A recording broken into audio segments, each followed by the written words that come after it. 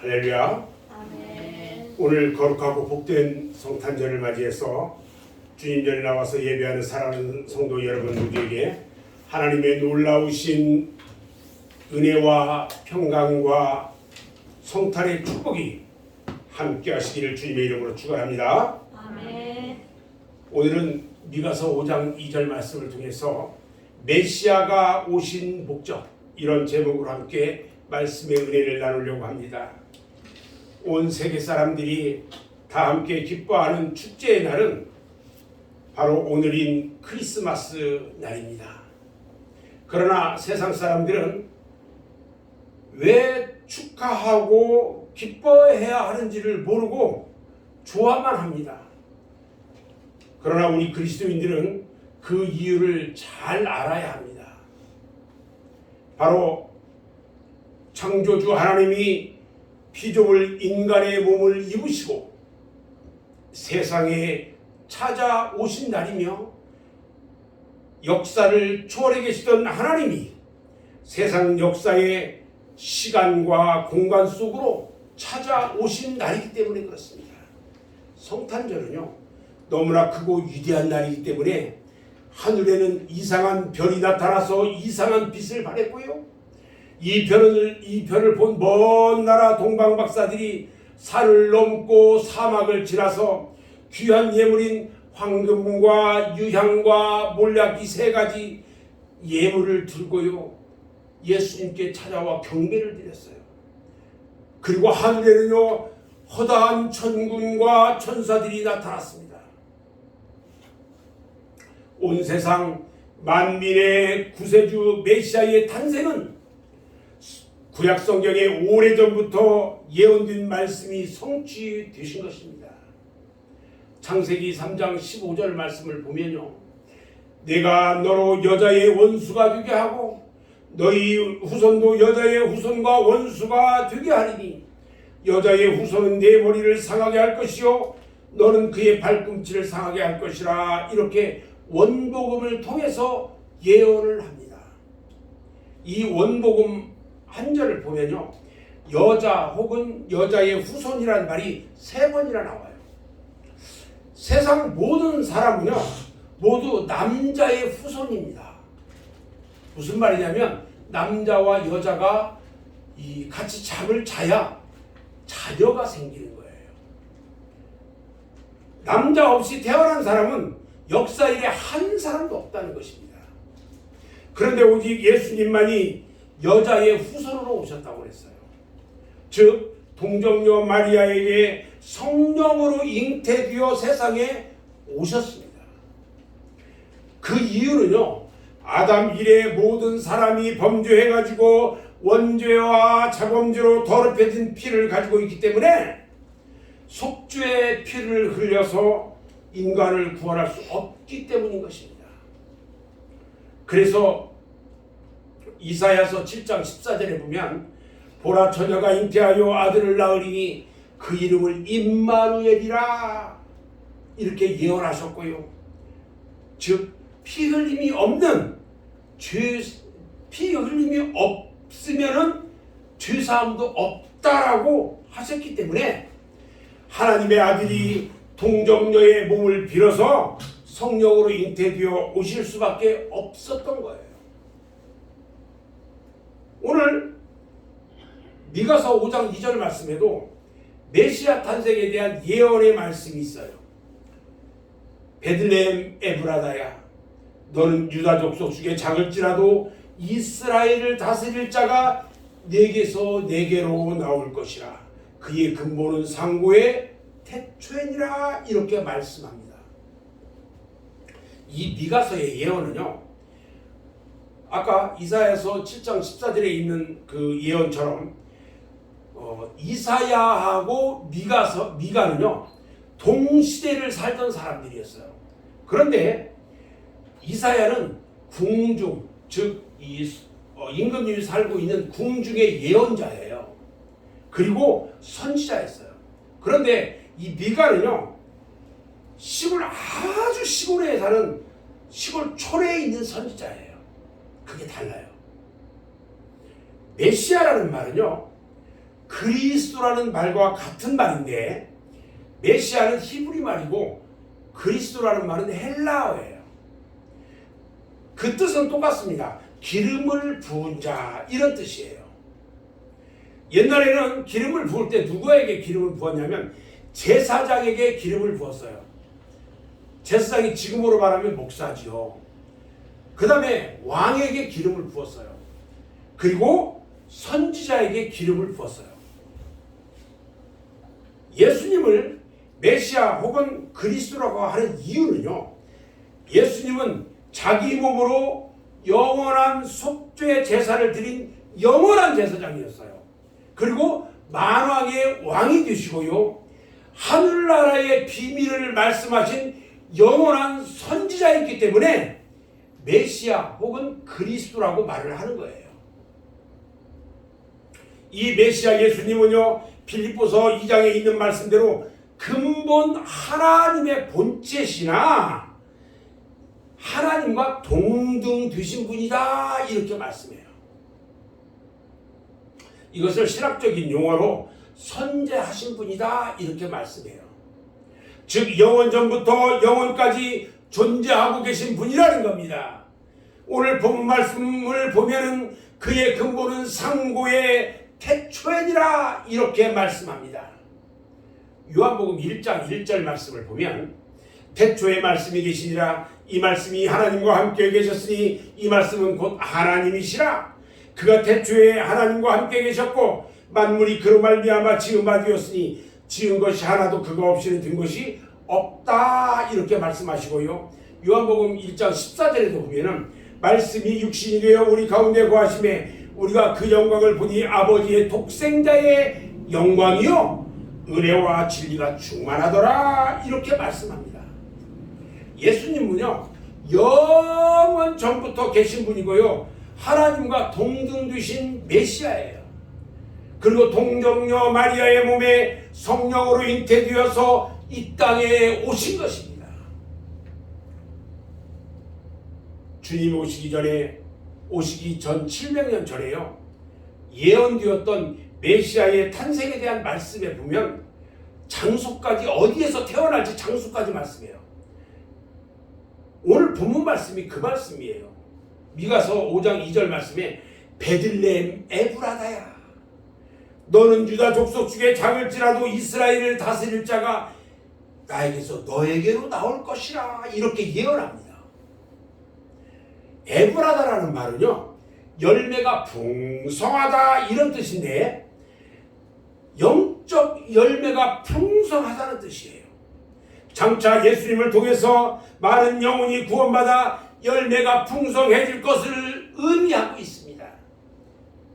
베들레헴이라는 말은요 그 이름의 뜻이 뭐냐면 떡집이라는 뜻이에요. 오늘 떡을 좀 나눠드릴 건데 그리고 우리 교회 주변에 소상공인들에게도 떡도 나눠주고 같이 축하하자고 할 거예요. 이 베들레헴이라는 말이 떡집이라는 뜻이에요. 이 말은요 예수님이 장차 생명의 떡이 되실 것을 의미하고 있는 거예요. 요한복음 6장 58절에 보면요 이것은 하늘에서 내려온 떡이니 조상들이 먹고도 죽은 그것과 같지 아니하며 이 떡을 먹는 자는 영원히 살리라 이렇게 말씀하신 것과 일치되는 말씀이에요. 자 그러면 그 메시아가 이 땅에 오신 목적이 무엇일까? 저는 오신 목적을 6가지로 말하려고 합니다. 첫 번째는요 우리에게 영생을 주기 위해서 오셨습니다. 요한복음 6장 38절로 39절에 보면요 내가 하늘로서 내려온 것은 내 뜻을 행하려 함이 아니요 나를 보내신 이의 뜻을 행하려 함이니라. 나를 보내신 이의 뜻은 내게 주신 자 중에 내가 하나도 잃어버리지 아니하고 마지막 날에 다시 살리는 이것이니라. 내 아버지의 뜻은 아들을 보고 믿는 자에게 영생을 얻는 이것이니 마지막 날에 다시 살리는 이것이니라 이렇게 말씀합니다. 내가 하늘에서 내려온 것은 이 말은요 하나님의 아들이 사람의 몸을 입고 세상에 내려오신 것은 죄의 값으로 멸망할 인간이 영생을 얻고 영원한 생명의 부활을 얻게 하기 위함이라는 거예요. 요한복음 3장 16절에 하나님이 세상을 이처럼 사랑하사 독생자를 주셨으니 이는 저를 믿는 자마다 멸망치 않고 영생을 얻게 하려 하심이라, 이렇게 말씀하는 거에 잘 나타나 있습니다. 예수님이 이 세상에 오신 가장 크고 첫째되는 목적은 우리에게 영생을 주고 생명의 부활을 얻게 하기 위함이었습니다. 영생과 부활보다 더 중요한 말씀은 없는 것입니다. 아멘. 두 번째는요, 피 흘려 죽기 위해서 이 땅에 오셨어요. 모든 사람이 범죄하여 하나님의 영광에 이르지 못하더니, 이 말씀대로요, 인간은요 원죄도 있고요 자범죄도 있어요. 천국에 들어가지 못하고 지옥의 형벌을 받을 수밖에 없기 때문에 죄값을 지불하기 위해서 죄 없는 깨끗한 피를 쏟아서 속죄의 죽음으로 죽기 위해 이 세상에 오신 것입니다. 히브리서 9장 22절 말씀을 보면요, 피 흘림이 없은즉 사함이 없다라고 말씀하셨고요, 레위기 17장 11절에도 보면 육체의 생명은 피에 있음이라 내가 이 피를 너희에게 주어 단에 뿌려 너희의 생명을 위하여 속하게 하였나니 생명이 피에 있으므로 피가 죄를 속하느니라, 이렇게 말씀하고 있는 것입니다. 그리고 마가복음 10장 45절에도요, 인자에 온 것은 섬김을 받으려 함이 아니라 도리어 섬기려 하고 자기 목숨을 많은 사람의 대속물로 주려 함이니라, 이렇게 친히 말씀하셨어요.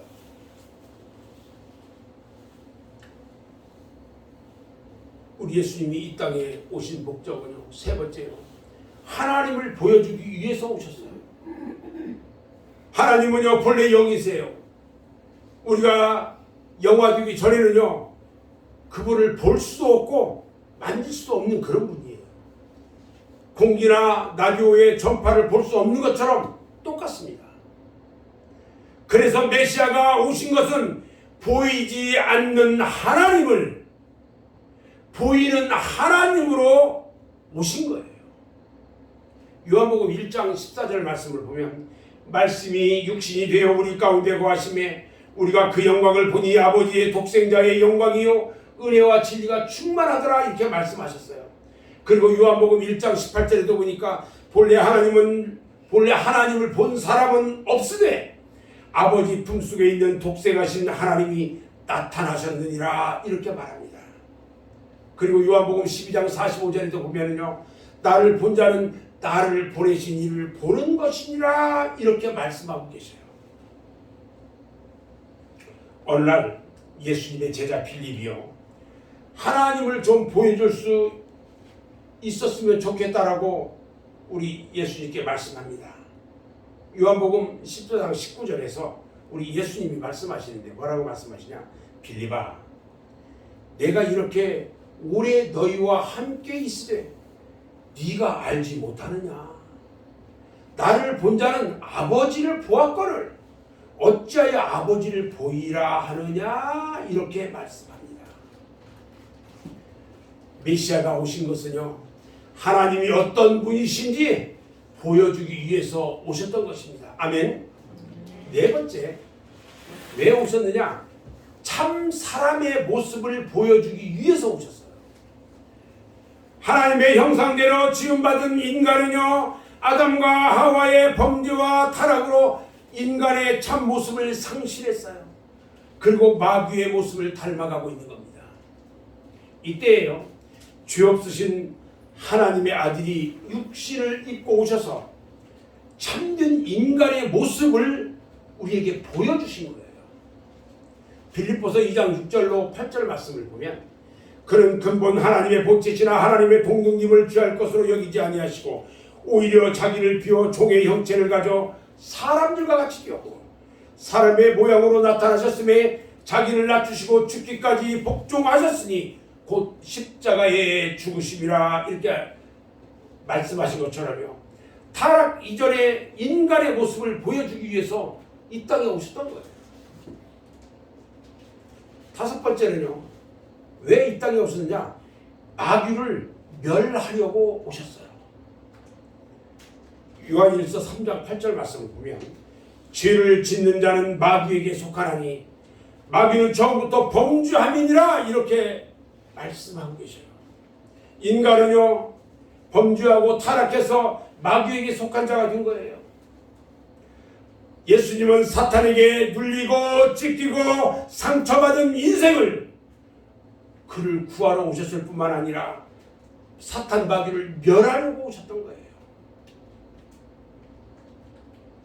히브리서 2장 14절 15절 말씀을 보면 자녀들은 혈육에 함께 속하였으며 그도 또한 한 모양으로 혈육에 함께 속하심은 사망으로 말미암아 사망의 세력을 잡은 자 곧 마귀를 없이 하시며 또 죽기를 무서워함으로 일생에 매여 종노릇하는 모든 자들을 놓아주려 하심이라 이렇게 말씀합니다.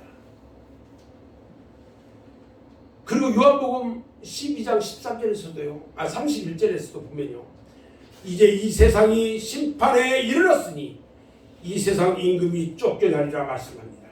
이것은요 사탄이 예수님께 패배당할 것을 의미하는 말씀이에요. 그리고 요한복음 16장 11절에 심판에 대하여라 하면 세상 임금이 심판을 받았음이라 이렇게 말씀하고 있어요. 다시 말하면 메시아가 이 땅에 오신 것은요 마귀를 멸하기 위해서 오셨다는 거예요. 아멘. 마지막 여섯 번째는요 임마누엘 되시기 위해서 오셨어요. 임마누엘이라는 말은요 하나님이 우리와 함께 계신다 이런 뜻이에요. 천사가 나타나서 예수님의 탄생을 고할 때에 보라 처녀가 잉태하여 아들을 낳을 것이요 그 이름을 임마누엘이라 하리라 이렇게 가르쳐 주셨어요. 인간이 범죄에서 멀리 떨어졌던 우리 하나님이요 다시 찾아오셨어요. 그리고 우리와 함께 계시기 위해서 이 세상에 오신 것입니다. 인간이 범죄에서요 우리 하나님을 떠났어요. 그 떠난 인간에게 우리 하나님이 찾아오셔가지고 함께 있기를 원하셨던 거예요. 하나님이 인간을 가까이 찾아오신 과정을 보면요 처음에는요 어디로 찾아오셨느냐 산 꼭대기로 찾아오셨어요. 우리가 구약성경 출애굽기를 보면요 출애굽기 19장 18절 19절에 보면 시내산에 연기가 자욱하니 여호와께서 불 가운데서 거기 강림하셨다고 그랬어요. 그 연기가 옹기점 연기처럼 떠오르고요 온 산이 크게 진동하고요 나팔 소리가 점점 커질 때에 모세가 말을 합니다. 그런데 하나님이 음성으로 대답하셨다 이렇게 말씀하고 있어요.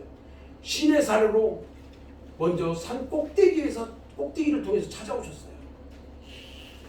이렇게 산 꼭대기에 무서운 연기와 불꽃 가운데 하나님이 강림하셨습니다. 그 다음에는요 어디로 오셨냐 평지로 성막으로 찾아오셨어요. 출애굽기 40장 34절에 보면은 그 후에 구름이 휘막에 덮이고 여호와의 영광이 성막에 충만했다고 말씀합니다. 자 처음에는 시내산으로 찾아오시다가 이제는 성막으로 찾아오셨어요. 하나님을 좀 더 가까이 덜 무섭게 우리에게 오셨고요 우리 인간과 대화를 하셔요. 그 다음에 레위기 1장 1절 말씀을 보면 여호와께서 휘막에서 모세를 부르셨다 그랬어요.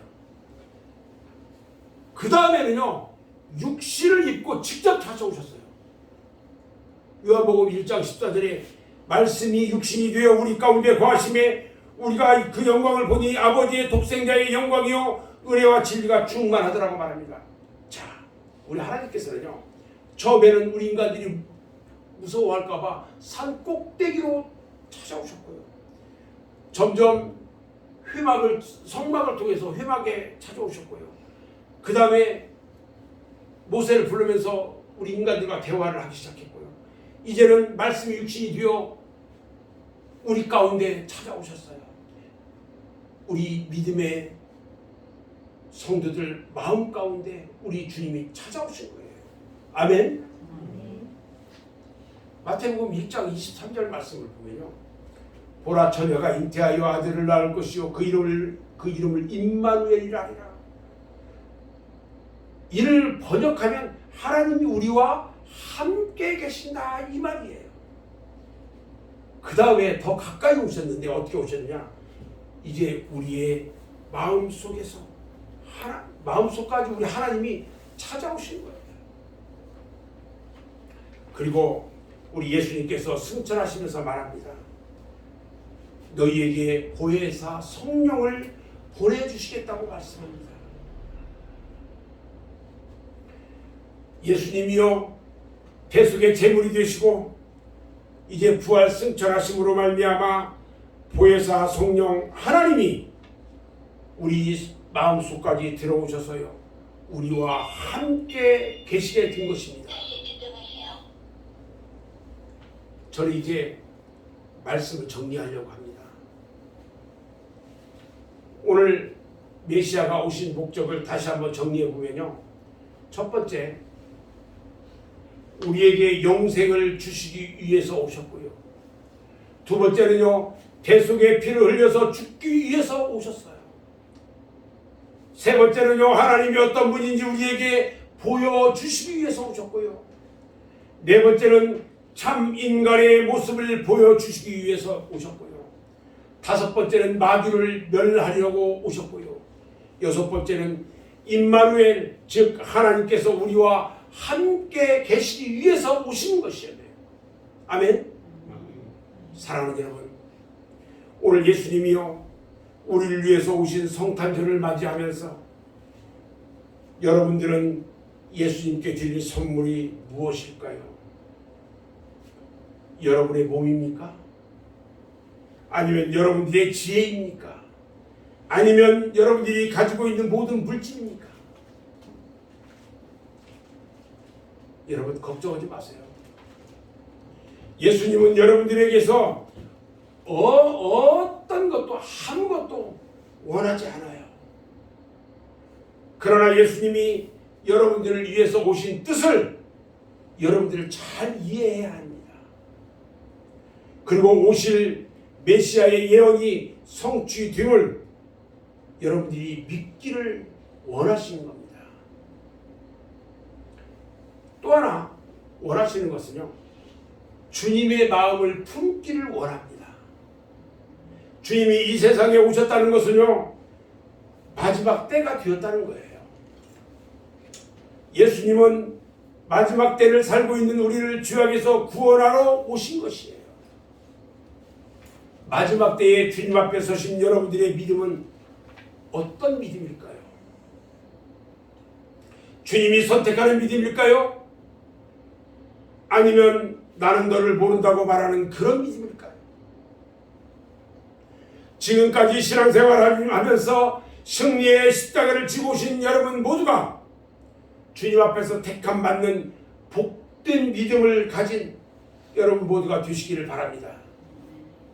아무쪼록 2021년 성탄절을 맞이해서 여러분과 여러분의 가정과 여러분의 자녀들과 여러분의 사업과 사역 위에 하나님의 큰 기쁨의 좋은 소식이 있기를 주님의 이름으로 축원합니다. 아멘. 다 같이 기도하겠습니다.